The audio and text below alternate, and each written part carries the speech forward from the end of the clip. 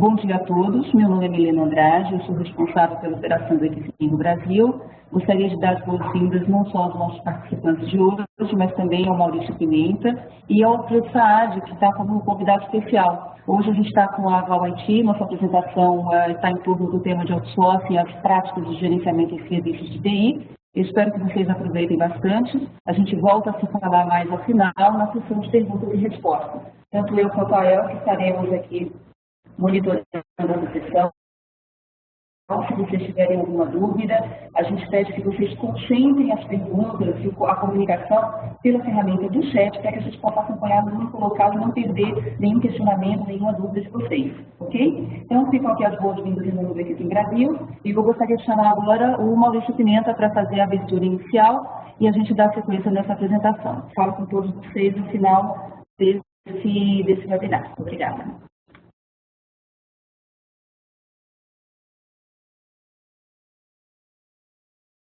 Pessoal, quem está falando aqui é Maurício Pimenta. Essa é a minha primeira intervenção aí no webinar do Exim, minha primeira aparição. Eu sou diretor da Val IT e estou aqui hoje para apresentar o assunto sobre outsourcing, em parceria com a Saad Consulting. A Saad Consulting tem trabalhado no ramo de outsourcing por bastante tempo. A Alfredo Saad é uma pessoa muito experimentada, tem 45 anos aí de TI, 20 dos quais dedicados a essa parte de outsourcing. Em 97, se não me engano, desenvolveu um projeto bastante grande, na época era o maior projeto aí de outsourcing feito com a IBM. Ele, na época, era gerente da parte de infraestrutura de TI da Vale. E, a partir disso, ficou até 2004 gerenciando esse projeto, gerenciando toda a parte de outsourcing da Vale. Quer dizer, a experiência dele foi bastante grande na gestão de fornecedores, na gestão de contrato e tudo que está envolvido aí. Eu agradeço aí o Exim essa oportunidade que ele me deu de trabalhar, de poder apresentar esse assunto. Nós temos trabalhado com o Exim já há bastante tempo e somos, como se diz, ATO, né? Uma empresa de treinamento acreditada, uma organização de treinamento acreditada pelo Exim. E nós temos desenvolvido o nosso trabalho em cima de 3 pilares principais. Eu pediria que passasse o slide, por favor. Obrigado. Acreditamos, a Val IT acredita que a TI ela se apoia em 3 pilares principais. Né? São as pessoas, a tecnologia e os processos em si. Então, trabalhando com esses 3 pilares, a Val IT desenvolveu um programa de desenvolvimento de competências baseado no portfólio do Exim de capacitação e de certificação de pessoas. Nós temos também entendido que muito das aplicações práticas, do desenvolvimento prático desses processos, desses ensinamentos no mercado, também somam bastante na capacitação e no desenvolvimento da competência das pessoas nas empresas. E, portanto, o motivo desse seminário de hoje, de trazer a experiência prática do mercado para o aluno, para os assistentes. Nossa atuação em consultoria tem sido em promover o desenvolvimento de esses processos, utilizando esses conhecimentos práticos e o conhecimento adquirido das melhores práticas de mercado, no portfólio, inclusive, do Exim, né, para as empresas, numa situação de parceria com empresas do tipo da Saad Consulting. E o nosso terceiro pilar, o de tecnologia, nós apresentamos soluções para o mercado capazes de agilizar e automatizar os processos que são aprendidos, o conhecimento, né, e os processos que são aprendidos na prática, conseguir implementá-los de uma forma rápida, de ter agilidade nas mudanças de mercado, nas necessidades, tudo isso agregando valor final ou aumentando o valor agregado pelas corporações para os clientes finais, que são os consumidores desse valor gerado pelas corporações. Então, acreditamos que a sinergia entre esses três pilares é que promovem o enriquecimento de valor através da TI, que é isso que temos pregado.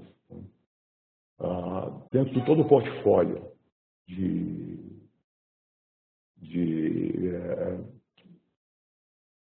assuntos da Workteam, ele é abrangente no sentido de que consegue atingir desde a parte de gestão, né, até a parte bastante operacional.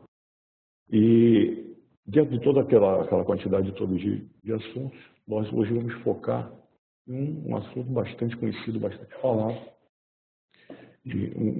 um dos capacitadores de gestão de serviço mais importante, que é o ITIL. Quando se fala de outsourcing em relação à ITIL, nós estamos sempre focando na gestão de fornecedores. E nós sabemos que outsourcing não é simplesmente a gestão de fornecedores. A gestão de fornecedores se dá basicamente quando o outsourcing já está implementado. Então, tem uma série de outros processos que estão envolvidos e que o ITIL contempla e que nós queremos, então, fazer essa apresentação enfocando esse tipo de coisa. Né? Uma outra característica interessante é a parte de ISO 20000, que também agrega valor aí às implementações de outsourcing, fazendo com que as empresas possam estar aptas à certificação, ou pelo menos a atingir os requisitos das normas de ISO 20000, que na verdade espelham as melhores práticas do ITIL. Né? Então a abordagem de hoje é uma abordagem de outsourcing, enfocando o ITSM. Né? Bom, feita essa introdução, eu vou passar então a palavra para o Alfredo Saad, e irá conduzir aí a apresentação, e que se fala no final da apresentação. Tá? Bom seminário para vocês. Alfredo. Ok. Bom dia, pessoal. É um prazer. Eu queria inicialmente agradecer aí tanto a Val, a Tia, ao Maurício, quanto a Egin, a pessoa da Milena, a oportunidade de expor aí, enfim, discutir um pouco com vocês o assunto que nós vamos ver hoje, que é o do ITSM voltado para a gestão de ambientes terceirizados, né? Vamos lá, então, vamos falar um pouquinho disso. Basicamente, a nossa agenda cobre, vou falar um pouquinho, situar o contexto de terceirização, né? Os antecedentes históricos que levaram ao surgimento da terceirização, inclusive no aspecto macroeconômico, como é que ela se justificou. E para situar ainda melhor o contexto em termos de tamanho do mercado de terceirização de TI especificamente, né? E quais são as fases de um projeto de terceirização de TI, já que esse vai ser o gancho que vai nos permitir, então, associar isso aos processos, disciplinas, enfim, ao enfoque do ITSM. Né? Vamos mostrar dois cenários, né? O tradicional, o normal, digamos assim, entre aspas, que é a TI internalizada, né? E mostrar o ITSM, né? Que todos conhecemos como responsabilidade desse provedor interno do serviço. E vamos aí sim discutir com mais detalhes a aplicação do ITSM para o caso de serviços de TI terceirizados, né? E vamos discutir um pouco, então, as responsabilidades do gestor desses serviços, né?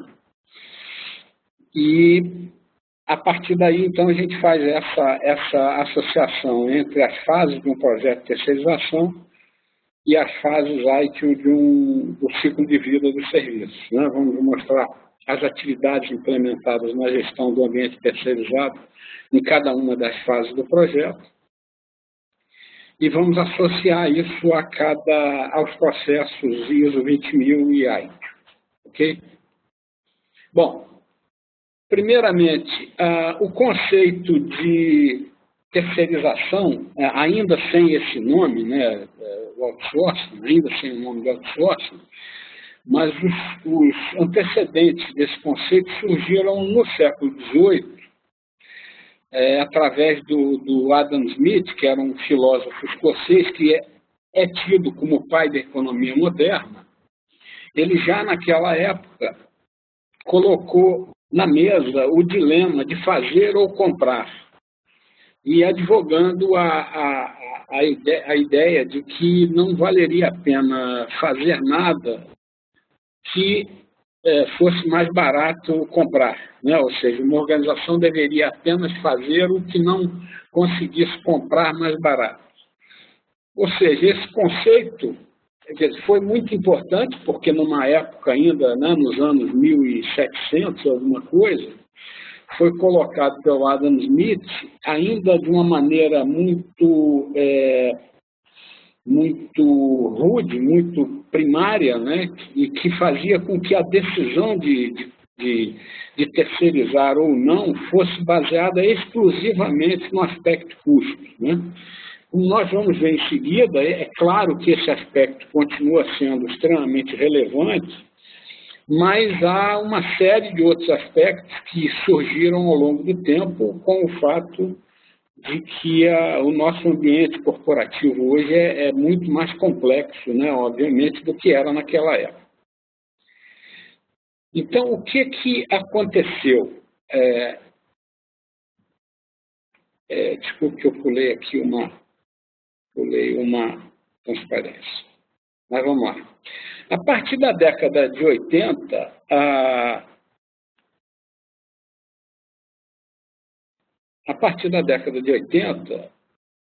o modelo que prevalecia até então, desde o início da era industrial, lá no final do século XIX, era aquele modelo de organizações rigidamente verticalizadas, ou seja, o sinônimo de uma grande empresa, o sinônimo de sucesso de uma grande empresa, era a autossuficiência, era aquela empresa que detinha a propriedade e o controle de 100% dos recursos que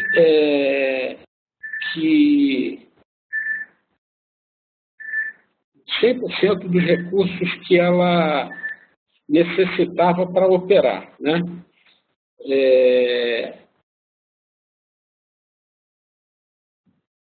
Esse era o retrato das grandes organizações desde o início da era industrial e que prevaleceu até o início da década de 80.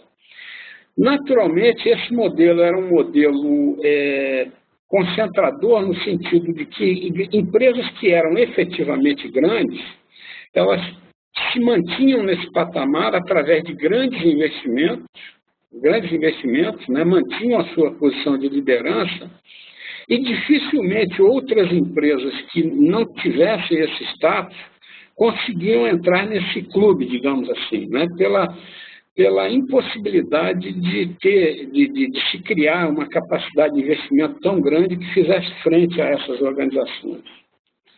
Ocorre que, a partir desse momento, a partir do início da década de 80, com o surgimento de uma crise econômica nos Estados Unidos, que fez com que a inflação nos Estados Unidos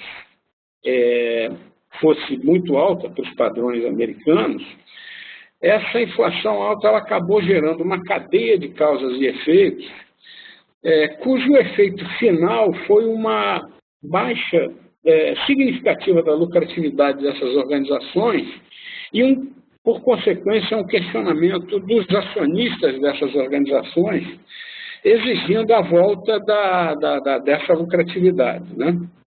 Com isso, esse modelo rigidamente verticalizado, que prevaleceu durante quase 100 anos, ele teve que ser reexaminado em função das novas exigências que começaram a surgir nessa época, né, no início da década de 80, e que de lá para cá só fizeram se acelerar. Né?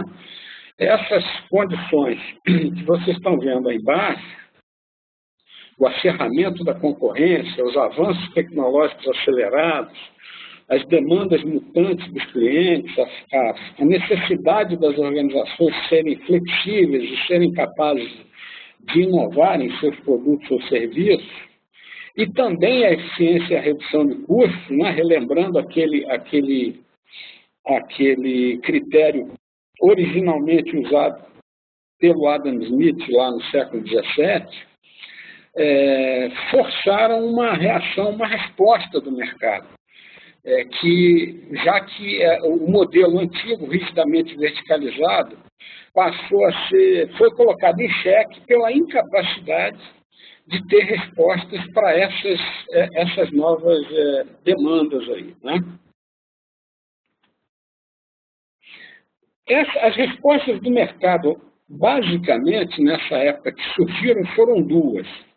Uma delas, a terceirização, né, que nós vamos discutir aqui com mais detalhes hoje, e a outra, apenas como observação, e que não é nosso tema de hoje, mas que é uma resposta que também permanece até hoje, que é a globalização. Né? A globalização e a terceirização, na verdade, foram dois fenômenos que surgiram ou que tomaram muita força, né, a partir do início da década de 80, e basicamente como resposta àquela necessidade de mudança dos modelos de negócio das organizações da era industrial. Né? Bom, com relação especificamente à terceirização, né, que é o nosso tema, ela passou a ser, então, e cada vez mais, uma das ferramentas estratégicas para reformatar aquele antigo modelo, devendo ser capaz, então, quando bem implementada, e a gente vai discutir exatamente isso, né, porque a terceirização não é uma panaceia que necessariamente é a solução para todos os problemas, para que seja uma boa solução para muitos problemas, é preciso que ela seja implementada de maneira eficaz e eficiente, da maneira correta. A terceirização, então, quando bem implementada, ela dá respostas benéficas a esses aspectos aí, né? Para que a organização seja ágil e flexível frente às demandas do mercado, ela identifique e atenda novos nichos de mercado, ou seja, a empresa passar a atender nichos de mercado que não atendia anteriormente, uma arma importante para inovar e surpreender a concorrência e fazendo também com que as empresas mantenham-se competitivas, mesmo sob condições externas adversas, através da redução racional de custos e da priorização otimizada de investimentos. Né?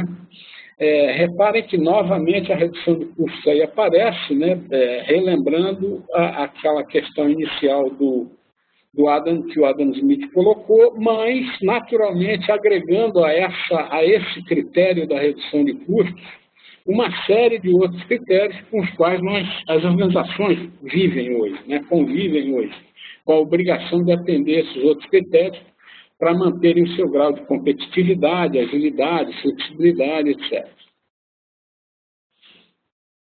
Talvez a indústria que tenha mais sido impactada por essa mudança de modelo tenha sido a indústria automotiva. Né? Já desde aquela época, o surgimento na época da concorrência da indústria automotiva japonesa nos Estados Unidos, fez com que as empresas americanas, automotivas americanas, já sofressem um grande baque, né? Baque esse que foi, depois se recuperaram de alguma forma, e baque esse que agora, na crise de 2008, voltou a incomodar muito fortemente essa indústria. Né? A gente sabe que hoje a cidade de Detroit, que sempre foi o polo da indústria automobilística nos Estados Unidos, hoje é quase uma cidade fantasma, né? Enfim, e com isso surgiu na literatura aí da americana uma série de piadas aí, enfim, de charges brincando com esse assunto, né? Dizendo que a General Motors, por exemplo, ia mudar o nome para Coronel Motors por causa da crise, né? Bom, nós dissemos antes, então, que a terceirização é um fator, uma ferramenta estratégica importante para dar resposta a essas questões, né, da mudança de modelo de negócio. E vamos aqui falar especificamente da terceirização de TI, né, que certamente é uma das áreas mais importantes para alavancar todos aqueles business drivers que nós comentamos ainda há pouco. Basicamente, um projeto de terceirização de TI ele pode ser definido com essas 7 fases que estão aí, né? A identificação e priorização dos business drivers aplicáveis, né? Todos aqueles que nós falamos antes não necessariamente estão presentes em qualquer projeto de terceirização ou em qualquer organização. Certamente haverá business drivers mais importantes e outros menos urgentes, menos importantes em cada organização. Eles têm que ser identificados e priorizados corretamente, porque eles vão ser a base das decisões dos passos seguintes do projeto, né? Então, com base na identificação e priorização dos business drivers aplicáveis, a organização vai definir a sua estratégia de sourcing, né? Lembre-se que a gente está falando aqui basicamente de terceirização de TI. Embora esses 7 passos, a rigor, possam ser aplicáveis assim, de maneira genérica a qualquer área de terceirização. A partir da definição da estratégia de sourcing, a organização, então, vai definir o modelo de terceirização a ser adotado. E a gente pode citar aí os 3 grandes blocos, né, da possibilidade de terceirização de TI, que seriam o outsourcing chamado outsourcing tradicional, o business process outsourcing, que é a terceirização de processos de negócio, né, da área de RH, da área de contabilidade, da área financeira, assim por diante. E a última, enfim, a mais recente das variantes da possibilidade de terceirização, que é você implementar a terceirização através do mundo cloud, né? Que tem lá suas características próprias e que tem que ser bem cuidado, porque, de novo, também a implementação da terceirização via cloud tem seus riscos, que são diferentes dos riscos da implementação via outsourcing tradicional e que tem que ser muito bem cuidados para que tudo aconteça da maneira mais adequada. O passo seguinte, então, após a definição do modelo a ser adotado, é a seleção do provedor ou dos provedores, né? Passo seguinte é a negociação dos termos e condições contratuais com esse provedor ou com esses provedores. Passo seguinte, a transição dos serviços. E passo seguinte, então, é a vida do contrato e a sua gestão, né?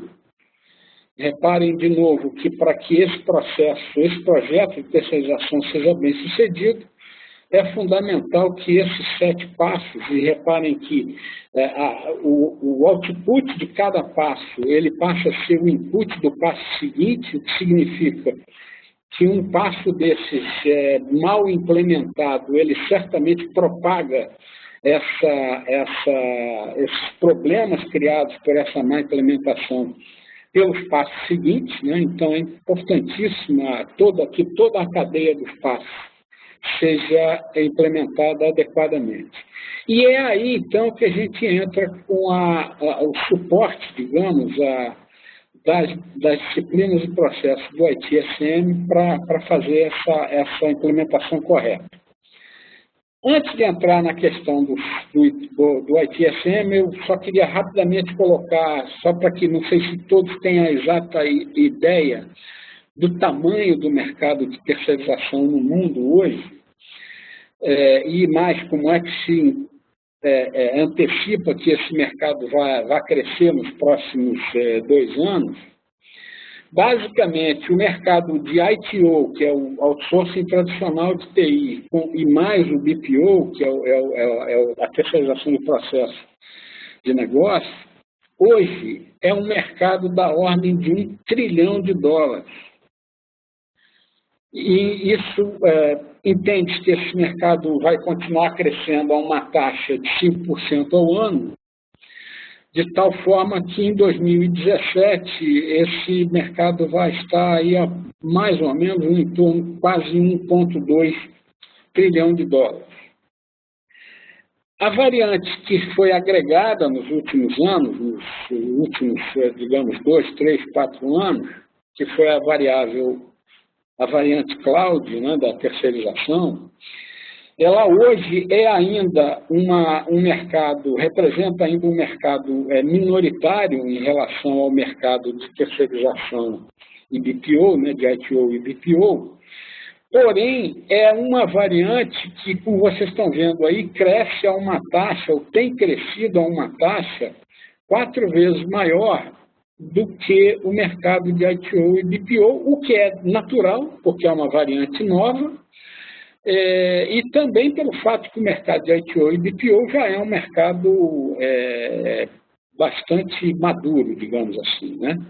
Por isso já tem hoje taxas de crescimento bem menores. De tal forma que em 2017, esse mercado cloud, que hoje, ou em 2014, que é o último ano completo que a gente tem, representava um mercado aí de $114 bilhões, daqui a 3 anos depois, em relação, ou seja, ao final de 2017, ele provavelmente vai representar um mercado aí de $200 bilhões, né? Ainda assim bem menor do que o de ITO e BPO, mas já mais significativo, quer dizer, hoje ele representa 11, digamos, por cento do mercado de ITO e BPO, e lá, no final de 2017, ele vai estar representando quase 20%, em torno aí de 18% do mercado de ITO e BPO. Então, vamos discutir a nossa questão aqui, que é a aplicação do ITSM no caso de outsourcing. Quer dizer, antes da gente falar do caso de outsourcing, vamos falar no caso, enfim, conhecido e dominado por todos, né? Vamos imaginar uma área de TI internalizada, ou seja, que faça uso do TI como sempre se fez, né? Dentro da empresa. Essa área de TI atende às áreas de negócio, que tem seus clientes internos, a empresa propriamente dita tem seus clientes externos, e a área de TI, então, é responsável pela prestação dos serviços e interfaceia com provedores externos de produtos, né? O ITSM entra na linha de que ele é um suporte importante e vital, né, diríamos, para que a área de TI da empresa, então, faça uma boa gestão dos serviços de TI que estão sob responsabilidade dela fornecer à empresa, né? Esse é o caso, digamos, tradicional, que eu coloquei aqui só para a gente ver como é que esse modelo muda com a questão da terceirização. Nesse ambiente tradicional, então, tanto os processos ITIL, que são vistos nesse slide aqui de maneira resumida, quanto os processos ISO 20000, basicamente esses processos devem ser suportados e seguidos, né, de acordo com as melhores práticas, etc., pela área de TI interna, para que tudo ocorra da maneira mais eficiente, mais eficaz, etc., etc. Pois bem, como é que isso muda com a adoção da terceirização?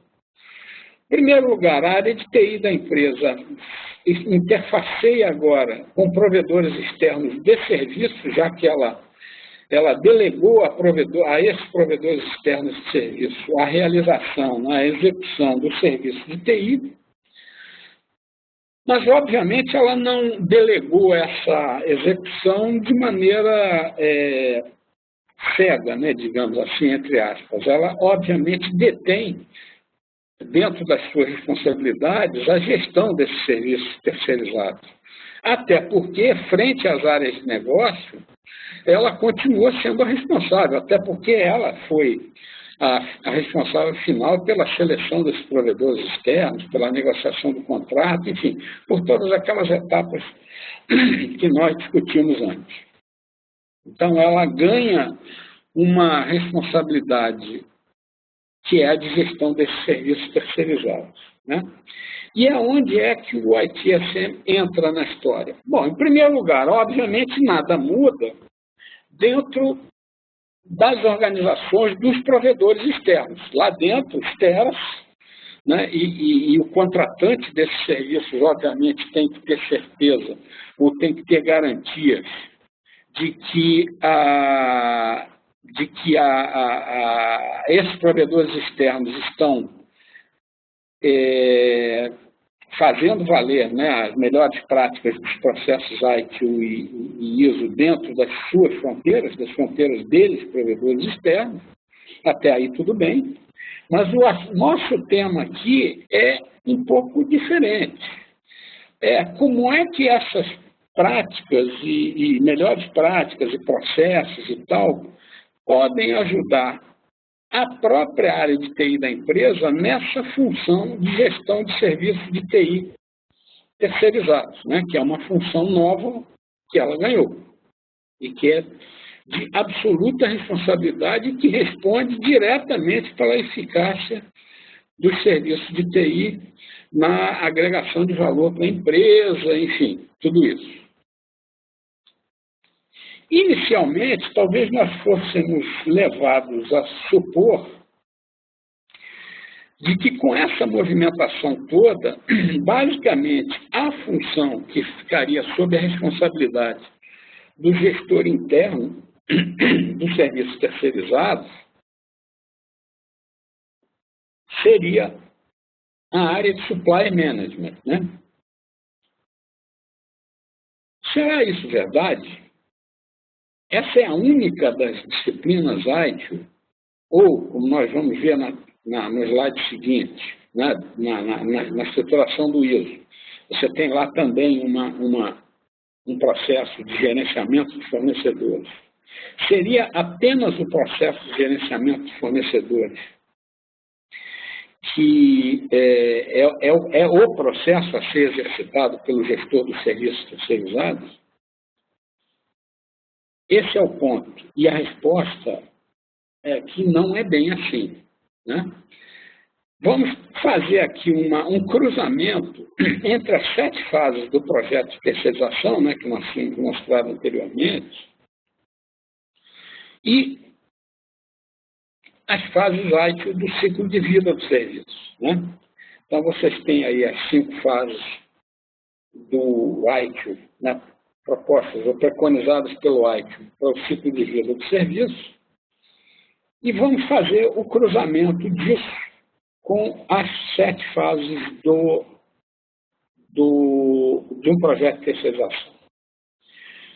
Basicamente, a gente pode associar as 7 fases do projeto de terceirização por grupos, né, as 4 fases do ciclo de vida do ITIL e a 5ª fase, que é o Continual Service Improvement, abrangendo todas elas, né? Então, as fases de identificação e priorização dos business drivers, definição da estratégia de sourcing e definição do modelo de terceirização a ser adotado, claramente podem ser associadas à fase do ciclo de Service Strategy. É mais ou menos clara, né, essa associação. As fases de seleção dos provedores e negociação dos termos e condições contratuais, a gente pode associar à fase de Service Design. A fase de transição dos serviços, coincidentemente, o nome é até o mesmo, a gente associa a fase de Service Transition e a fase da vida em si do contrato, né, que é a fase mais longa, digamos assim, né, já que um contrato de terceirização é um contrato que, via de regra, pode levar de 8 a 10 anos. Essa fase de gestão do contrato, a gente associa à fase Service Operation. E a fase Continual Service Improvement, naturalmente, ela abrange todas as anteriores, né? Gostaria de lembrar só ainda um dado numérico real do quanto isso é importante, do quanto o descuidar disso pode provocar um grave prejuízo à organização que está contratando o serviço de terceirização, que é um exemplo. Nós falamos ainda há pouco do tamanho do mercado de terceirização, né, que é um mercado de $1 trilhão por ano, etc. Mas, se a gente pensar do ponto de vista de cada contrato individual, a gente pode entender que, por exemplo, contratos individuais de grandes corporações de terceirização de TI, existem muitas grandes corporações mundiais que têm contratos de terceirização de TI de abrangência global, né, com provedores globais. Esses contratos, normalmente, são contratos de 8 a 10 anos de duração, com um valor total da ordem de $1 bilhão ou $2 bilhões. E facilmente você consegue imaginar o quanto a corporação é dependente, né, do ponto de vista da sua competitividade, flexibilidade, então, enfim, aqueles business drivers todos que nós falamos, com relação à performance do contrato, à performance desse provedor de terceirização. Então, essa questão da utilização do ITSM como suporte a essas 7 fases do projeto é absolutamente vital para que um contrato de $1 ou $2 bilhões não faça água, e pior do que isso, o próprio negócio da empresa não comece a ser comprometido, né, a eficácia e a eficiência desse negócio não seja comprometida por uma má gestão de TI, né? Só como uma ilustração. E a gente vai aqui agora descrever rapidamente as diversas tarefas que compõem, né, de maneira resumida, mas as tarefas que compõem cada uma das 7 fases do projeto de terceirização e que deverão ser desenvolvidas a partir dessa filosofia, enfim, das melhores práticas do ITIL e das recomendações do ISO, né? Por exemplo, a identificação de priorização de business drivers, a gente já começa a distinguir aqui a possibilidade de 2 grandes famílias de business drivers, né, os operacionais e os estratégicos. No caso da definição da estratégia de sourcing da organização, basicamente as grandes decisões que têm que ser tomadas aqui são a utilização de um provedor único ou a utilização de múltiplos fornecedores, né? A gente vê aqui que a utilização de provedor único, ela tende a ser adotada, às vezes, por grandes organizações multinacionais, né? Grandes organizações globais, pelo fato de que um provedor único, igualmente global, consegue, em tese, oferecer processos, ferramentas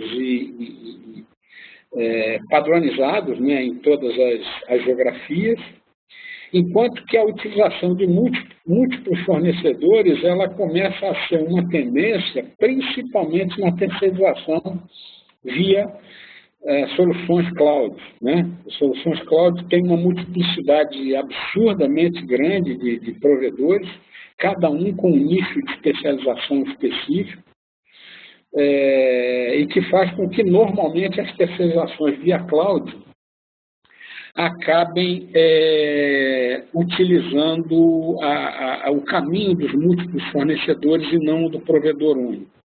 Mas reparem que já eu estou colocando aqui algumas variantes que a importância de uma decisão correta é muito importante, né?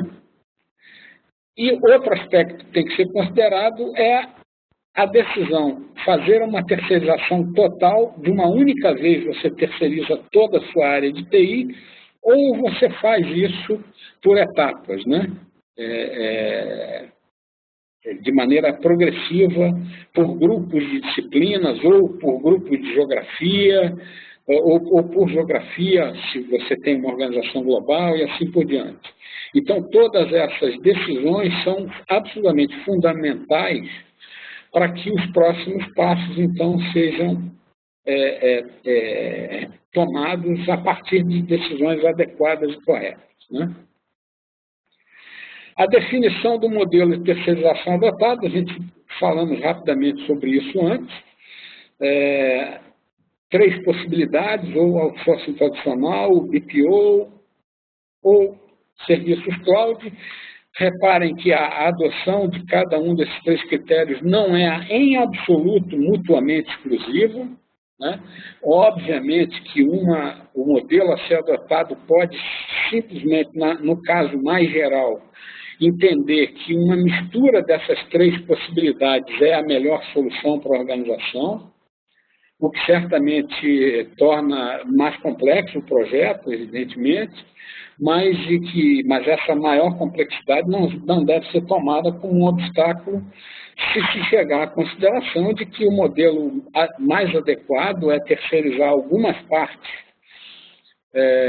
através da terceirização tradicional, outras partes através de uma terceirização de processo de negócio e outras partes através da terceirização via soluções cloud, né?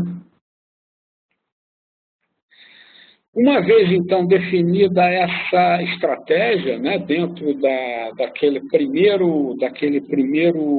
primeira fase do ciclo de vida do ITIL, a gente passa para a segunda fase do ciclo de vida do ITIL, que é o Service Design, e dentro dela a gente vai, inicialmente, promover a seleção do provedor ou dos provedores, e aí vamos ter atividades como essas aí, né, a pesquisa e avaliação do mercado de terceirização, em cada geografia, se for o caso de ser uma organização mais abrangente do que uma organização puramente nacional, visitas a clientes, pré-qualificação dos provedores, a elaboração da solicitação da proposta de serviço, a elaboração da documentação a ser entregue aos candidatos para que eles possam fazer as suas propostas e, finalmente, a avaliação das propostas. Passo seguinte, uma vez selecionados os provedores, é negociar os termos e condições contratuais. Isso é absolutamente vital, né, nas fases seguintes, quer dizer, a estratégia, decisões relacionadas à estratégia de negociação, até que ponto essa negociação deve adotar um caráter mais competitivo, mais de embate competitivo, ou mais de cooperação, de maneira a atingir os resultados estratégicos pretendidos. A escolha da equipe de negociação, né, pelo lado do contratante, isso é absolutamente fundamental. Quais são os aspectos relevantes na negociação? E, por tabela, quais são os que não são tão relevantes e que muitas vezes acabam por não serem devidamente considerados, acabam sendo atrapalhando até um pouco a negociação, no sentido de coisas relevantes acabam tomando o lugar de coisas relevantes. E, finalmente, outras fases de uma negociação que certamente acontecerão ao longo dos 8 ou 10 anos de um contrato e que, se for bem sucedido, na verdade, tenderiam a se tornar 12, 15 anos e assim por diante, mas certamente haverá necessidade, ao longo desse período, de fazer eventuais renegociações, né, já que o contrato é uma entidade viva, né, que tem que ser eventualmente renegociada, e, obviamente, até um eventual encerramento com um provedor ou algum outro, um provedor ou outro, e essas condições de encerramento também têm que estar muito bem estabelecidas já no contrato inicial para evitar maiores prejuízos à organização contratante, né? Então, essas seriam as tarefas dentro dessa fase de negociação dos termos e condições contratuais. Na fase seguinte do ciclo de vida átil, que é o Service Transition, basicamente nós teríamos a transição dos serviços, né, internos para cada um dos provedores, e aí um complicador também, que é a interface entre provedores, quando você está trabalhando com a solução multiprovedores. Quais são os componentes da transição, qual é a estrutura organizacional da transição dentro do contratante, né, para que tudo ocorra da melhor forma. Como é que se fazem as reuniões de acompanhamento com a participação dos provedores, né, e muitas vezes discutindo as questões áreas cinzentas de atuação entre provedores, né? Tudo isso são atividades importantes que deverão ser suportadas pelas melhores práticas aí preconizadas pelo ITSM, né? Próximo passo, a gestão do contrato. Reparem que a gestão do contrato ela será tão suave, vamos dizer assim, quanto melhor tiverem sido executadas as fases anteriores, né?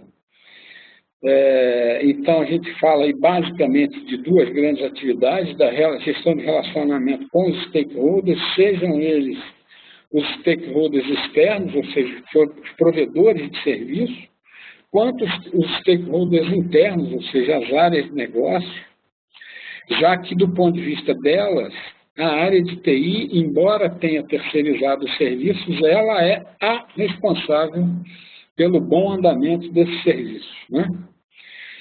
E outra coisa a ser discutida e permanentemente é a organização de TI após a terceirização, ou seja, quais são os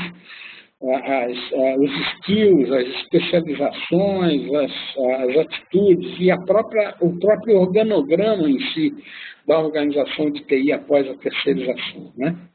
De novo, as disciplinas de ITSM podem ser extremamente, serão extremamente relevantes nesse momento. A última fase do ciclo de vida, quer dizer, não é nem razoável chamar de última, mas é a fase de Continual Service Improvement, que abrange permanentemente todas as outras. Ela, dentro de um processo, de um projeto de terceirização, ela está associada à gestão do nível de serviço, a negociação da melhoria contínua dos SLAs e a pesquisa de satisfação do usuário, em que certamente a interação entre a organização contratante e os provedores contratados é absolutamente fundamental, né? E aí nós voltamos àquela questão que eu propus inicialmente. A partir de tudo isso que eu mostrei, é razoável supor que, de todas aquelas disciplinas do ITIL, apenas a disciplina de Supply Management é a disciplina a ser exercitada pelo gestor interno do serviço? Parece claro que a resposta a essa pergunta é não, né? E a gente pode identificar, dentre aquelas disciplinas propostas pelo ITIL, uma série de disciplinas, né, que, por tudo que nós discutimos antes, né, as atividades de cada uma das fases do projeto de terceirização, têm que ser também exercitadas, são disciplinas que têm que ser também exercitadas pelo gestor interno, né? No caso da ISO, um raciocínio similar pode ser tomado, né? Quer dizer, seria apenas a gestão o gerenciamento de fornecedores, a disciplina a ser exercitada internamente? Parece claro que não, né? Você tem uma série de outras disciplinas e processos que merecem a atenção também do gestor de serviços internos, né? De maneira resumida agora, a gente poderia colocar num único slide, né? Eu transportei para esse slide todas aquelas disciplinas e processos que nós vimos nos slides anteriores aí do ITIL e do ISO, que deveriam contar com a participação ou a responsabilidade do gestor interno, sendo que, na verdade, cada uma dessas disciplinas, as responsabilidades serão exclusivas do provedor interno ou compartilhadas com o provedor externo, de acordo com o que tiver sido acordado nos termos e condições contratuais. Quer dizer, há disciplinas aí que claramente são exclusiva responsabilidade do provedor interno, né? Como a gestão de relacionamento com o negócio, enfim, e outras.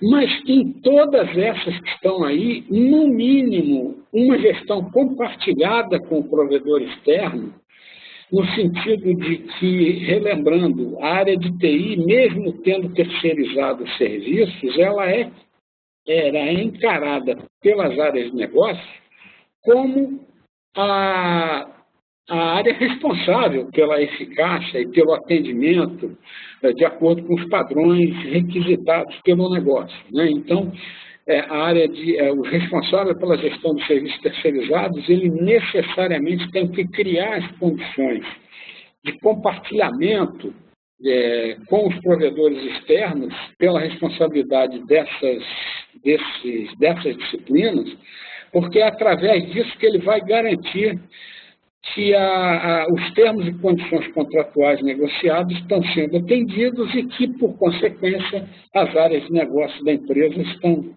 tendo seus requisitos atendidos. Lembrando que esses requisitos das áreas de negócio são mutantes, são muito dinâmicos, o que levará seguramente a eventuais renegociações de condições contratuais, como nós vimos lá, né? Uma das atividades era a renegociação do contrato, né?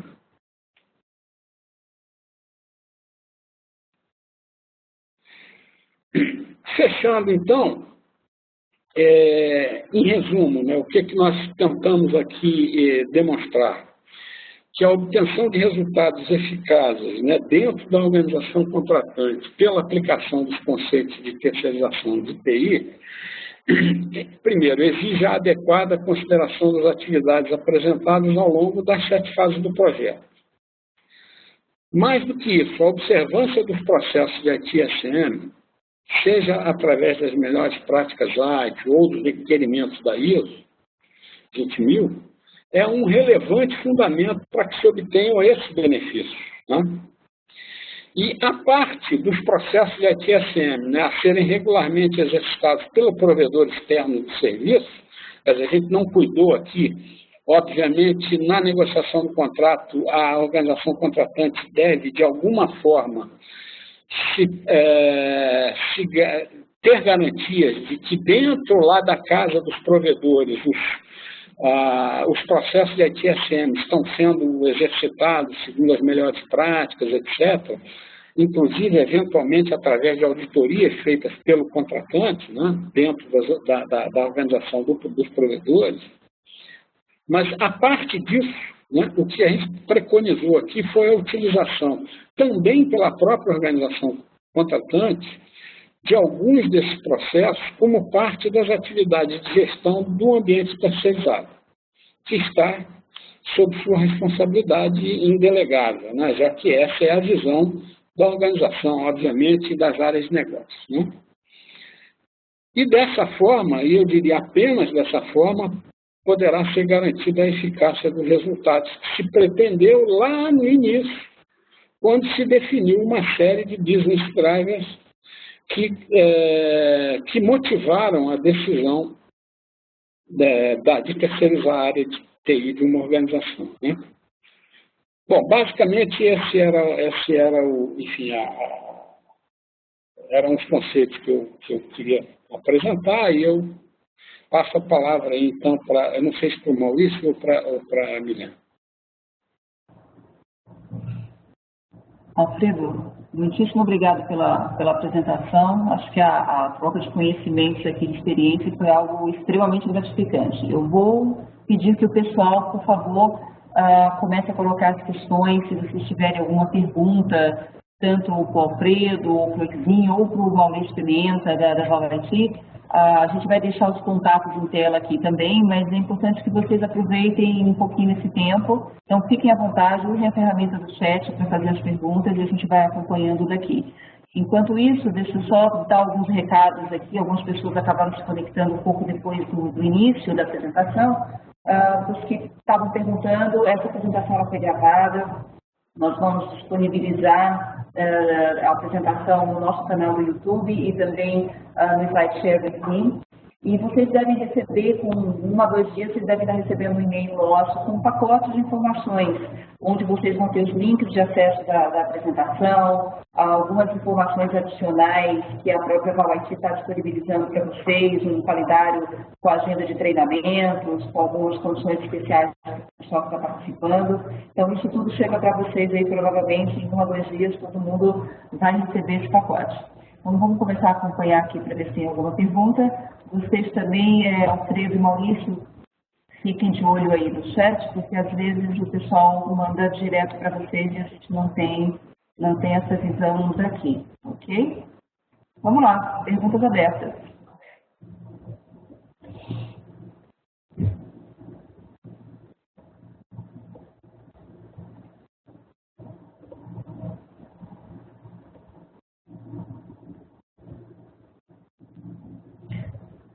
Alfredo, tem uma primeira pergunta aqui para você, vinda do Jânio Quadros.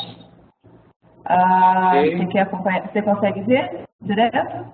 Ele está perguntando como que você vê isso, como você vê a gestão dos contratos dos SLAs, como ter o apoio jurídico. Deixa com você aí. Peraí, deixa eu ver aqui. Na verdade, eu estava lendo uma outra pergunta aqui. Deixa eu ver. Não era do Jânio Quadros, não. Peraí. Não, a do Jânio eu não estou vendo. Estou vendo uma de Ed e Aical. Você pode repetir a do Jânio? Vamos lá, o Jânio pergunta aqui para você como que você vê a gestão dos contratos e dos SLAs, como que se pode ter o apoio jurídico com relação a esses tópicos. Ok. Bom, o estabelecimento dos acordos de nível de serviço na negociação do contrato é um item absolutamente fundamental, né? Na realidade, o acerto, a adequação dessa negociação ao longo da negociação do contrato, ela é vital para que depois, na vida do contrato, essa gestão possa ser feita com o menor impacto possível para a organização quando, eventualmente, esses acordos de nível de serviço não são cumpridos, né? Alguns dos mecanismos que as organizações contratantes têm e que podem e devem lançar a mão na negociação do contrato são o estabelecimento de multas, né, pelo não cumprimento, a obrigatoriedade primeiro, né, o estabelecimento de multas, segundo, a obrigatoriedade de que o provedor apresente planos de ação já imediatamente após o fechamento de um mês em que um determinado SLA não tenha sido cumprido, né? Ele tem que apresentar um plano de ação que recupere esse SLA e garanta de que esse não cumprimento não vai ocorrer uma segunda vez. Um terceiro mecanismo que pode e deve ser negociado quando eu falei no primeiro caso, a aplicação de multas pelo não cumprimento. Essas multas, eventualmente, podem ser progressivamente maiores quando há o não cumprimento reiterado, né, do SLA, chegando, eventualmente, até um extremo de cancelamento do contrato, né? É claro que isso não é o desejável, não se tem essas cláusulas no contrato visando o exercício delas, né? Obviamente, elas existem no contrato apenas para que o provedor se policie de maneira a prestar um serviço de boa qualidade e que atenda aos negócios do contratante, né? Outro aspecto importante com relação à negociação dos SLAs é o estabelecimento já em contrato de um mecanismo de melhoria contínua, né? E aí a gente se reporta àquela fase permanente do ITIL, que é a do Continual Service Improvement, né? O contrato já pode estabelecer os mecanismos de melhoria contínua nos SLAs, né? Enfim, uma vez o contrato tendo sido negociado com termos que cubram todos esses aspectos, e mais um ainda que eu quero agregar, que é o fato de que, periodicamente, uma vez a cada ano, uma vez a cada 2 anos, as partes se reúnam para reavaliar a adequação dos acordos de nível de serviço celebrados anteriormente, já que o negócio do contratante certamente é um negócio dinâmico que faz com que 1 ou 2 anos depois de estabelecidos os acordos de nível de serviço, possivelmente alguns desses acordos se tornem obsoletos ou outros acordos novos se tornem necessários. Então, é importante também que já no contrato inicial se estabeleça a possibilidade de reavaliação desses acordos de nível de serviço. Tá? Bom, basicamente seria essa a resposta. Eu queria, Milena, tem essa outra questão que foi colocada aqui pelo Ed. Não sei se você está vendo ela aí. Sim, ela está no Q&A, na verdade, por isso que eu não tinha visto ainda, eu estava controlando mais o chat, mas, por favor, fique à vontade, você pode ler ela inteira para o grupo todo e responder, fique à vontade.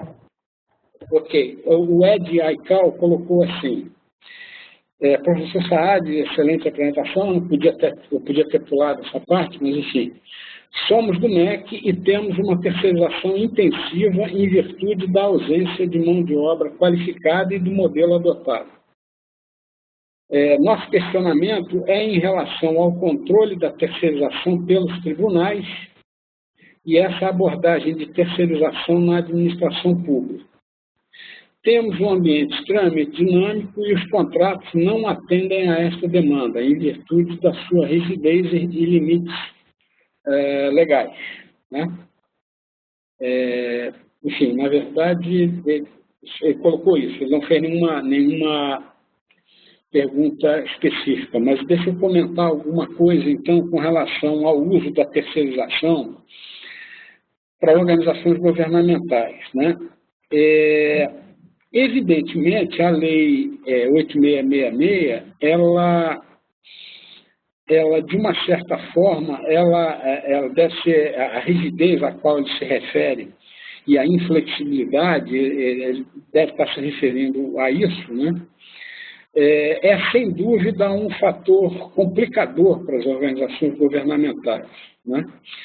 Mas eu acho que não chega a ser um impedimento. Quer dizer, se você está negociando com provedores de primeira linha, digamos assim, esses provedores de primeira linha, e você tem mesmo no Brasil, tem vários deles, né? Você certamente vai conseguir estabelecer condições favoráveis e flexíveis o suficiente no contrato, uma vez que eles tenham... Estou imaginando que esse provedor passou por um primeiro ciclo através da 8666, foi contratado, e que depois dessa primeira contratação existe talvez uma certa dificuldade de flexibilizar alguns termos do contrato em função desse requisito dinâmico da organização pública, né? A discussão inicial do contrato, ela pode e deve prever essa flexibilidade, né? Então, nesse primeiro ciclo em que a contratação foi feita, cumprindo todos os requisitos da Lei 8666, os termos contratuais devem sempre ser descritos ou, enfim, negociados em termos flexíveis o suficiente para que, no futuro, alterações possam ser feitas visando o atendimento a essa demanda, sem deixar em aberto o que a Lei 8666, na verdade, a rigidez e a inflexibilidade da 8666, ela tenta resguardar as organizações contratantes e o próprio governo de um outro aspecto, que é de que essa flexibilidade acabe levando a aberturas indevidas que possam provocar ações até de fraude ou de assinatura de adendos contratuais indevidos, esse tipo de coisa, que a gente sabe que esse cuidado tem que ser exercido, sem dúvida. Mas, na negociação inicial dos contratos, eu acredito que sempre será possível, de alguma forma, você incluir uma certa flexibilidade que claramente esteja dissociada a esses riscos de fraude e de más práticas no estabelecimento de adendos no contrato, né? Enfim, mas eu reconheço que organizações governamentais estão bem mais restritas, vamos dizer assim, no que diz respeito à obtenção dos benefícios da terceirização e acabam muitas vezes caindo no pior caso possível, que é o de ter tentado adotar, ou ter adotado, né, um caminho da terceirização, né, que, em tese, como nós mostramos, é um caminho que pode ser um caminho que traz muita eficácia, etc., para as organizações, e por um engessamento nas regras do jogo, acaba caindo no pior caso. Porque nada pior do que uma solução de terceirização ou mal implementada ou engessada por uma implementação, digamos assim, legalmente engessada, né? Então, eu acho que um caminho para isso é a tentativa de, na negociação inicial do contrato, né, feita através de todos os trâmites aí da 8666, se incluir cláusulas de flexíveis o suficiente e que permitam abrigar um certo dinamismo dos requisitos que surgirão com o tempo, não há nenhuma dúvida de que surgirão, sem com isso desrespeitar, digamos, as salvaguardas pretendidas pela 8666, que são as salvaguardas com relação a fraudes e esse tipo de coisa, né?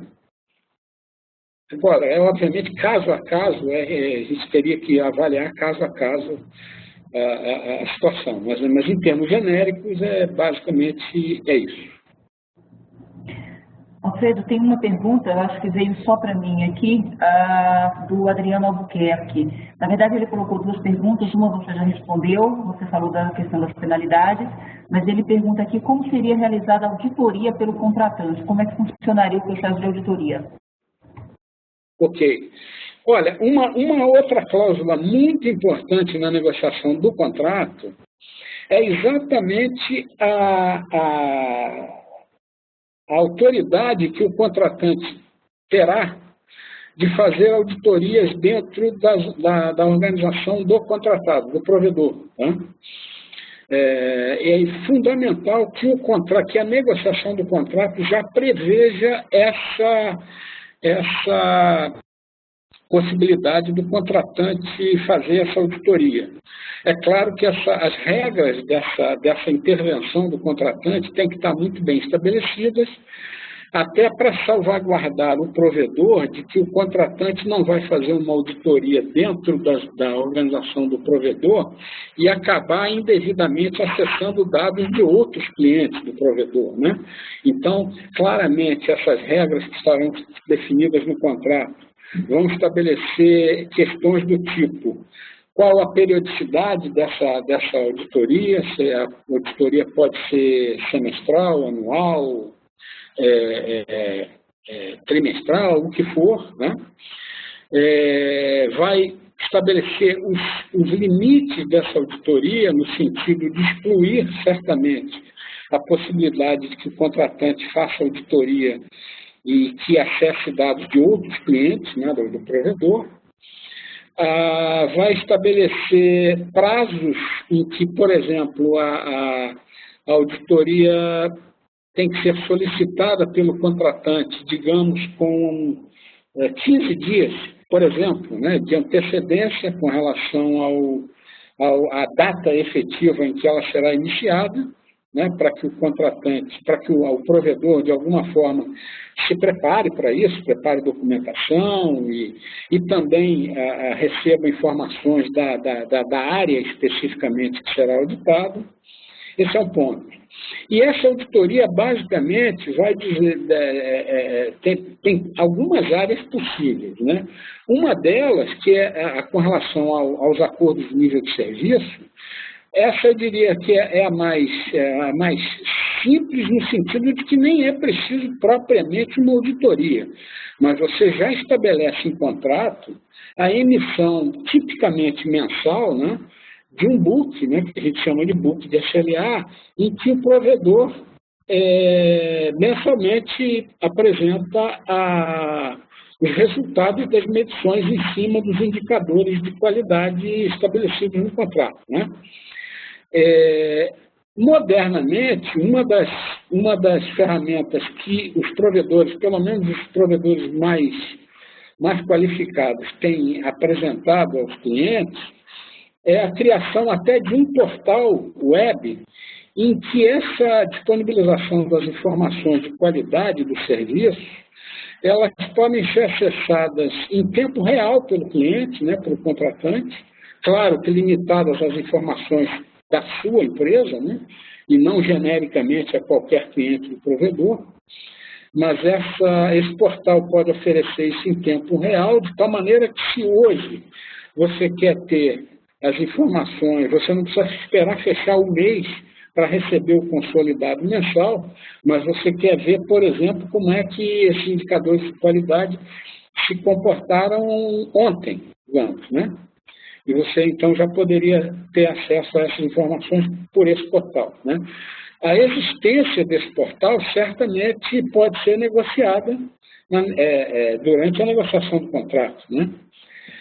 Nesse caso, auditorias também seriam possíveis desde que você quisesse ter, além das informações da qualidade dos indicadores, dos números, né, dos indicadores de qualidade, mas também que você quisesse fazer uma auditoria periódica até sobre as ferramentas que estão sendo utilizadas, sobre a precisão dos resultados, esse tipo de coisa. Isso também é possível prever em contratos, se for o caso.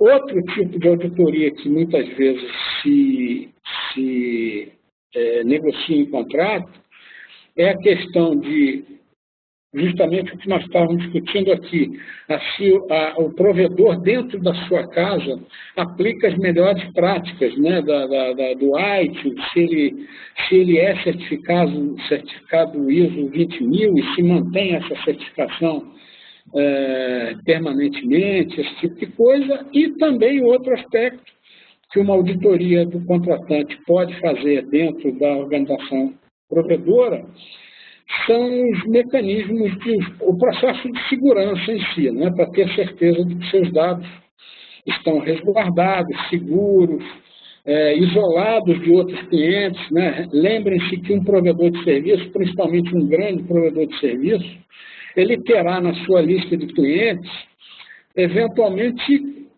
concorrentes entre si. Por exemplo, mais de uma indústria do setor automotivo, por exemplo, ele pode ter como clientes a Ford e a GM.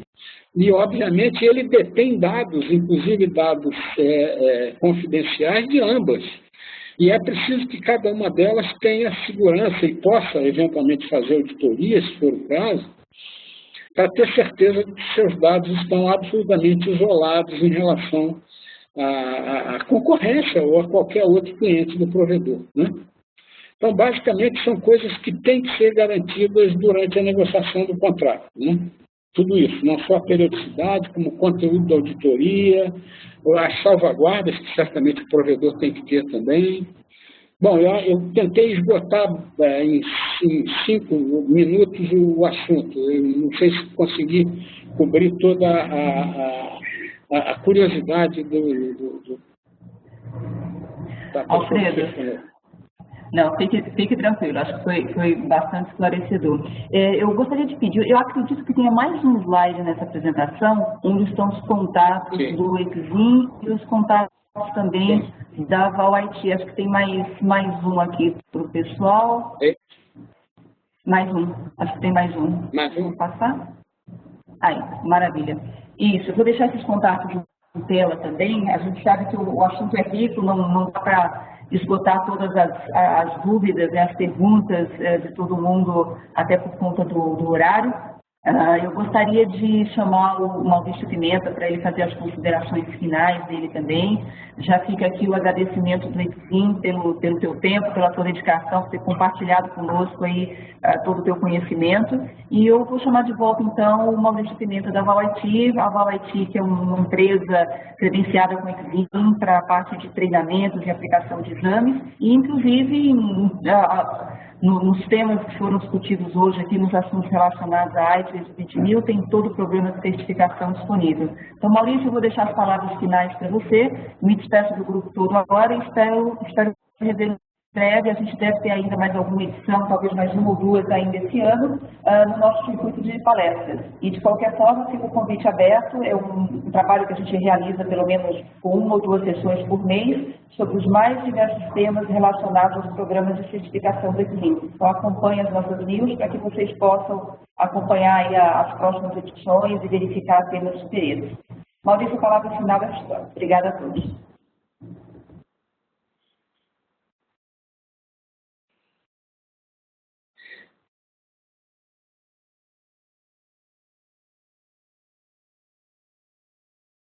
Não consigo abrir. Alô? Opa. Bom, obrigado, Milena. Pessoal, agradeço aí a participação de vocês. Eu queria falar algumas coisas aí, poucas coisas rapidamente, porque já passamos bem do nosso horário normal. Mas em relação aí à última pergunta que foi comentada, a auditoria, a questão da auditoria, é interessante, acabou que o Sádio falou, mas é interessante notar que se você trabalha com um provedor que é certificado ISO 20000, o trabalho de auditoria, de manutenção dessa certificação será feito por um auditor, e que isso já alivia bastante a preocupação do contratante em relação a isso. Porque se ele está sendo auditado por um auditor independente, ele está mantendo essa auditoria e as boas práticas internamente. Isso aí é uma garantia.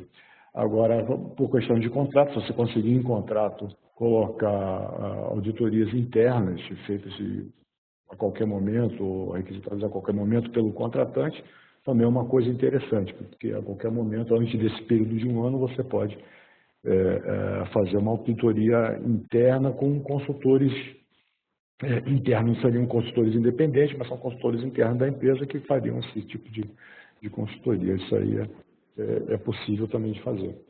Agora, uma situação interessante da abordagem que foi dada, e que o ITIL permite, e que os que conhecem a ITIL ISO 20000 já estão acostumados, é a questão da abordagem de life cycle, né? A gente viu que a implementação do outsourcing, como abordagem de life cycle, atendendo